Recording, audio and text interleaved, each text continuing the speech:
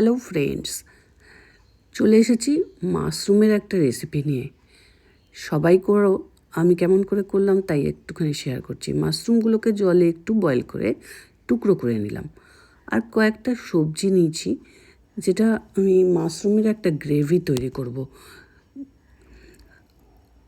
আর এর মধ্যে আছে সুজি, বেসন আর একটু ময়দা, যেটা দিয়ে আমি একটু পরোটা ভাজবো। আর একটু জোয়ান আর একটু কালো জিরে দিয়ে দিয়েছি, আর দেবো একটু ধনে পাতা।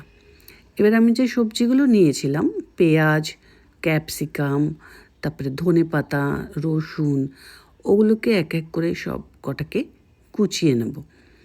কুচো করে নিয়ে তারপরে ওগুলো দিয়েই আমি বানাবো আমার মাশরুমের রেসিপিটা। আমার ভিডিওগুলো যদি ভালো লেগে থাকে একটা লাইক করে দিও, আর যদি ফেসবুক থেকে দেখো তাহলে একটা ফলো, আর যদি ইউটিউব থেকে দেখো তাহলে একটা সাবস্ক্রাইব করবার অনুরোধ রইল। যদি করে দাও ভীষণই ভালো হয়। যাই হোক, এই কথা বলতে বলতে আমার সব সবজিগুলো কাটা হয়ে গেল, আর ধনে পাতাটাও এবারে কুচিয়ে নেব। ধনে পাতাটা কুচিয়ে নেওয়ার পর ধনে পাতাটা একটা আলাদা জায়গায় রেখে দেবো, কারণ ওটা শেষে দিতে হবে, সবাই যেটা জানোই। আর কিছুটা ওর থেকে ধনে পাতা নিয়ে দিয়ে দিলাম ওই আমি যেটা আটা বানাবো সেটার মধ্যে।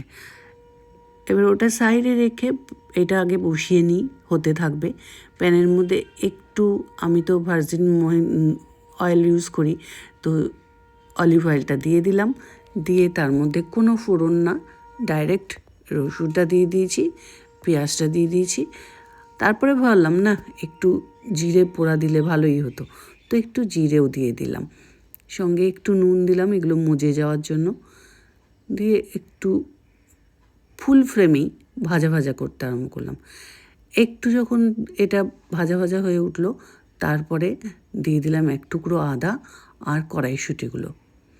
এরপর মাশরুমগুলো দিয়ে দেব। মাশরুমগুলো দিয়ে একটু নাড়াচাড়া করব। নাড়াচাড়া করার পর দেব ক্যাপসিকাম আর টমেটোটা, কারণ ওগুলো একটু ক্রাঞ্চি থাকলে টমেটোটা তো একটুতেই গলে যাবে, আর ক্যাপসিকামটা বেশি ভাজা হয়ে গেলে কালারটা পুরো চলে যায়, সেই জন্য একটু পরের দিকে দেবো। আর ওগুলো খুব বেশি পাকাতে হয় না, একটু হাফ কাঁচা আধা কাঁচা থাকলেও তরকারি খেতে ভালো লাগে। দিয়ে দিলাম এই দুটো, দিয়ে এবারে একটু কিছুক্ষণের জন্য ঢাকা দিয়ে আটাটা আমি মেখে নেব। সাইডে আটা মাখতে শুরু করে দিলাম। আটা মাখতে মাখতে এটা মজতে আরম্ভ করেছে কিছুক্ষণ ধরে, মিনিট 5 এটাকে মজতে সময় দিতে হবে। এই করতে করতে আমার আটাটা মাখা হয়ে গেল। আর এদিকে দেখো এই মাশরুমের তরকারিটাও প্রায় হয়ে এসেছে, মানে কোনো আড়ম্বর ছাড়া, একদম কম তেলে, জাস্ট হালকা, মানে বেশি ফ্রাইও করছি না কিন্তু আমি এটা। হয়তো এটা সবার ভালো লাগবে না, কিন্তু যারা ডায়েটে আছো তাদের অবশ্যই এটা ভালো লাগবে। আর খেতে কিন্তু সেদিনকে খারাপ লাগেনি, বেশ ভালোই লেগেছিল খেতে। এবারে যখন টমেটোগুলো সেদ্ধ হয়ে গেল, একটু ভেঙে দিলাম ওগুলোকে, সমস্ত কিছু নাড়িয়ে চাড়িয়ে ভালো করে করে একটু হলুদ, এটা আমার ধনে জিরের গুঁড়ো তৈরি করা, আর একটু জল দিয়ে দিলাম। দিয়ে ভালো করে আবার নাড়াচাড়া শুরু করে দিলাম। যারা ডায়েট করবে না তারা একটু চিনি দেবে, বেশ ভালো লাগবে। আর আমি চিনির বদলে একটু টমেটো সস দিয়ে দিলাম, ওর মধ্যে একটু মিষ্টিও থাকে আর দেখতেও এটা সুন্দর হয়ে যাবে, খেতেও ভালো লাগবে। তারপর একটু জল দিয়ে বেশ ভালো করে ওটাকে নাড়াচাড়া করে একটু বাটার দিয়ে মজতে দিয়ে দিলাম। সবজিগুলো আর একটু মজাতে হবে, তা না তো তরকারিটা খেতে ভালো লাগবে না। বেশ একটু নাড়াচাড়া করে আমি আবার একটু কিছুক্ষণের জন্য এটাকে লো হিটে ঢাকা দিয়ে দেবো। আর ওদিকে আমার যে আটা মাখাটা আছে ওটাকে আস্তে আস্তে গোল্লা করতে আরম্ভ করে দেবো। তবে আটা মাখাটা একটু আমার জল বেশি হয়ে গেছিলো, ওই জন্য ওর মধ্যে একটু কিছু দিয়ে ওটাকে ঠুসতে হবে আর একটুখানি। এতক্ষণ থেকে একটু জল জল হয়ে গেছে। এই রান্নাটা মোটামুটি শেষ। এর মধ্যে একটু লেবু চিপে দিলাম, আর যেটুকুনি ধনে পাতা রেখেছিলাম আলাদা করে। দেখো, কিছু মশলা ছাড়া রান্নাটা কিন্তু খারাপ হয়নি। আর পরে একটু বাটার ওপর থেকে দিয়ে ঢাকা দিয়ে রেখে দেবো, বাটারের সেন্টটা থাকার জন্য। বেশ মজে থাকবে। তেল যেহেতু বেশি নেই, একটু বাটার খাওয়াই যেতে পারে। আটা মাখা কমপ্লিট।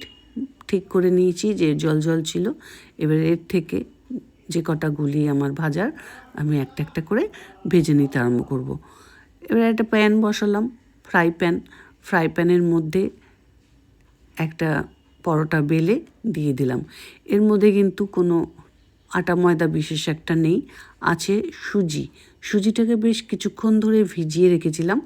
তারপরে ওর মধ্যে একটু বেসন আর বাইন্ডিংয়ের জন্য একটুখানি ময়দা দিয়েছিলাম, মানে 1-2 চামচ। আর তার মধ্যে কালো জিরে, জোয়ান, জিরে, যার যা দেওয়ার ইচ্ছা হয় দিতে পারো, সঙ্গে একটু ধনেপাতা, কাসুরি মেথিও কিন্তু এর মধ্যে চলবে।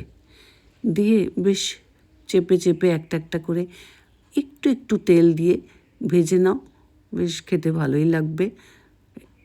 ভালো হয়েও ছিল। তবে একটু চিনিটা এর মধ্যে দরকার, কিন্তু ডায়েট করলে চিনিটা দেওয়া যাবে না। দেখো এইভাবে আমি একটা একটা করে সব ভেজে নিলাম। তাহলে আজ ভিডিওটা এখানেই শেষ করলাম। সবাই ভালো থেকো, সুস্থ থেকো, সাবধানে থেকো। একবার বানিয়ে খেও।